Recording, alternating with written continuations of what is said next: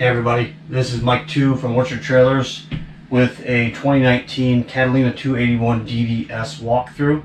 In this video I'm going to try to help you get to know the camper a little bit, so when you get out there to use it, you'll know what you're doing, and then you can always give me a call if you have any questions that this video doesn't cover. Let's get started. So over here on the slide side, we're going to have a jackknife sofa. This lifts up, there's some storage underneath, and that makes a bed. Here we're going to have a window. The window, you pull this out, slides open. That locks into place there. The shades just go up and down. Got a couple cabinets up top here. With the dinette, this is a big king-sized U-shaped dinette. We have storage all the way around on this thing. So if you pick this up, the plywood picks up. You can store all the way around. Obviously, first and foremost, it is a dinette. If you need a second bed, this will be your bed. So what you want to do is take this down, you want to pull the legs out, and we'll put the table on the lip just below the cushions. Sometimes it's easier just to pick up a cushion to do this. Right? And that's going to be your travel position too, so whenever you're toting this thing somewhere, you want to make sure you put that table down. And we're going to go ahead and we're going to fill in here. Make the bed. You don't have to travel with those two cushions there, but you can if you'd like. Back here we're going to have another window. This one, the bottom opens, it slides out, locks into place, goes right back down. And then above we've got two touch lights. One here, one over there. Up front we've got cabinet storage up ahead. AC is ducted up here and these are directional. We've got backer built in the wall for your TV, and then your hookups here. There is a little black button next to the coax. If you push that button in, the green light comes on. That's working off your antenna. If you push it out, it'll switch over to whatever else you've got hooked up here. You've got some old school RCA jacks in here as well. And then you've got an AM, FM, CD, DVD, Bluetooth radio. It's not Blu-ray, but it is Bluetooth. Alright, so we're just going to turn that on. Zone 1 is inside, zone 2 is outside. Those will do the outside speakers. You can run one at a time or both at a time. We have presets here. We do have a couple settings here: pause and play, fast forward. Those are going to be for your DVD player or your CD, whatever you got in there, and they'll also control your channels as you're scrolling through the channels. And then we have Bluetooth here. Bluetooth is going to let you connect your phone so you can play your Pandora or your Spotify or whatever you have. And then we have our source button, so that's going to scroll you through whatever's plugged into this radio and let it play through the speakers here. And of course we have auxiliary down bottom for a male-to-male headphone jack if you have an older iPod. This is a headphone jack and it has a USB plug to charge your phone. Below that we have some cabinets. Alright, so here on your main panel we have our tank and battery measurements. So we're on shore power and we have a fresh battery, so that's going to show full. That will drop as we lose battery power. Fresh tank, black tank, and gray tank. These will fill up as they get full, and obviously back down as it gets dumped. Alright, over here we have our slide, in or out. So with this slide, it's out at the moment. I'm going to push this button. That noise means stop. Don't keep pushing it. You will damage fuses and things like that, so just be careful. Alright. So down here is your hot water heater on gas. We're going to turn that on. You'll see the DSI fault light come on up top. That means we don't have gas bottles open, or we don't have gas, or there's a problem. The water pump.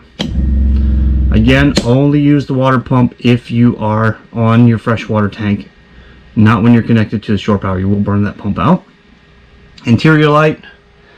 That one turns the main lights off in here.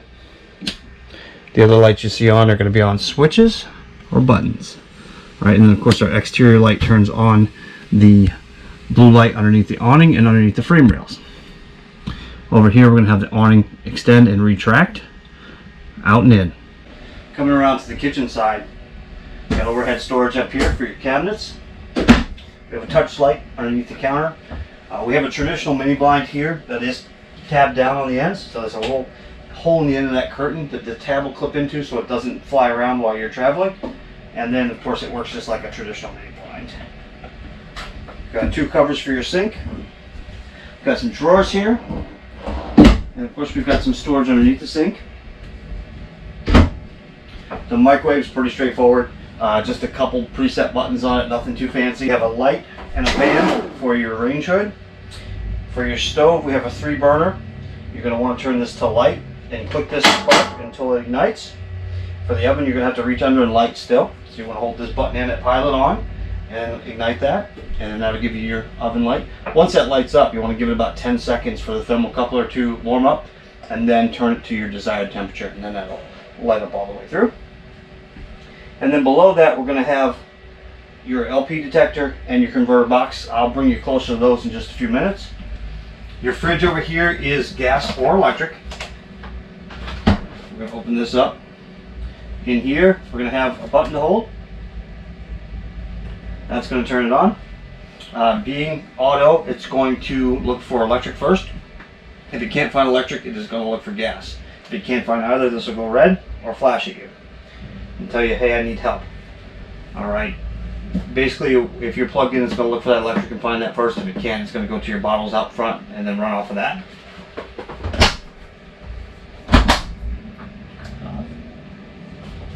And then back here we have cabinets. A nice big pantry storage back here. Coming back to the converter and the LP detector. LP detector is hardwired into the battery. That will chirp like a smoke detector when the battery out front goes dead. As it starts to die, you'll hear it just slowly chirp like you need to replace the battery. That means your main battery out front is dying. You'll want to charge that back up. If it does start to yell at you and squeal, then you'll want to get out of here, because that means you have either a carbon monoxide leak or a propane leak. Next to that is our converter box. This is where your breakers and your fuses are. Breakers are all labeled down here, and then our fuses are labeled as well, and they have a red light next to them on the board, so if one goes out, you can tell which one it is without too much trouble. You can also see that through this window. And then we have 2 cooling fans, which you can hear now, that are keeping this board from overheating. For the bunks, we have an LED light above each bunk with a push button. We have a window that opens and a curtain in each bunk. And then the ladder is permanently fixed. In the bathroom, we're going to have a medicine cabinet, have a sink. We're going to have a GFI outlet above that sink. If you ever run into an issue with GFI outlet or outlets in general that won't work, you want to come in and reset this one. That's usually going to be your problem. Now an entryway outside, so you can send the kids right in and right back out so they don't track up the camper. And we got a bathtub shower combo here. Skylight above does not open. It is just for light. And then there is a panel down at the bottom down here that you can take the 4 screws out if you ever need to get to the plumbing. The toilet is a traditional foot flush toilet. You just step on that flush up front. And then we have a grate here for heat. Up top, we're going to have a fan here. This doesn't have a cover over it, so make sure you be careful with it. It has the white cover, but it does not have the traditional MaxxAir cover to keep the rain out. So you want to make sure that you take care to not leave it open in the rain. We'll twist it open here, and we're going to turn it on here. Up here in the bedroom, we're going to have wardrobes on each side of the bed. They're going to be hanging space with mirrors. There's a shelf above the bed for storage up top. The bed does pick up and there's storage underneath. There's a 110 outlet on each side of the bed. We have the 2 mini blinds in here, just like in the kitchen. They're tabbed down so they don't fly when you're traveling. And then we have ducted air up here in the ceiling. The 2 lights above the camera right now both have touch buttons to turn them on or off as reading lights. And then you do have a backer built into the wall over on this side for a TV if you want to put one in, put an arm up there. You've got coax carryover and you've got power as well. Now for the awning to make a rain dump, you're going to want to pull this down, lock this into place nice and tight. That'll run the rain off one side or the other. Just watch your door doesn't rub on that awning when the door opens and closes. It might wear a hole eventually. When you're ready to release, hand up here, let this loose, put that up. That shock will pull it up pretty quick if there's a little bit of wind, like today. Your stairs fold, push right in. Next to the stairs, you have a hole here in the skirt. You have a hand crank inside. This is to override the slide should the motor ever go down. That'll help you bring it in. Here we have power. Here we have a speaker, and we have our range hood vent. This just tabs up, and that comes out like this, the vent. And then when you're ready to travel, just click that back into place. We have our other speaker there. We have our fridge vent, and we have our furnace vent back here. In the back corner, we have our stabilizer jacks. These are not meant for lifting. You should level the trailer from side to side and front to back, and then put these down just for some stability inside so it doesn't shake. Up underneath the skirt as well, there are low point drains. Those would be to drain out for winter time. At the very back of the camper, we have your black tank flush, your city water connection. Black tank flush is going to flush out your black tank should you have a clog or a false reading on your panel. City water is going to be if you're at a campground and you want to plug in and just use the on-demand water, not using the fresh water tank. Inside the hot water heater, we have a blow-off valve up top. You want to blow off the pressure before you take the anode rod out. We have reset buttons, and then we do have an on-off switch right up under here.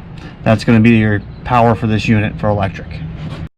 At the back corner, we're going to have your power cord that feeds into the camper. We're going to have some storage underneath the bunks here, and access to the back of that hot water heater to get in there to dewinterize. For that, we're going to have your dump station. So gray up front, black in the back. And then next to that door, we're going to have your fresh water fill. If you're bringing your own water, you will need to use the water pump with this guy. And then we have cable and satellite in right here. All right, guys, that's it for the Catalina 281 DDS. I hope you liked it. I hope you enjoyed it. And I hope I answered all the questions you have. If not, give me a call. 413-665-7600. I really appreciate it, and I hope you enjoy the heck out of this camper. We'll see you soon.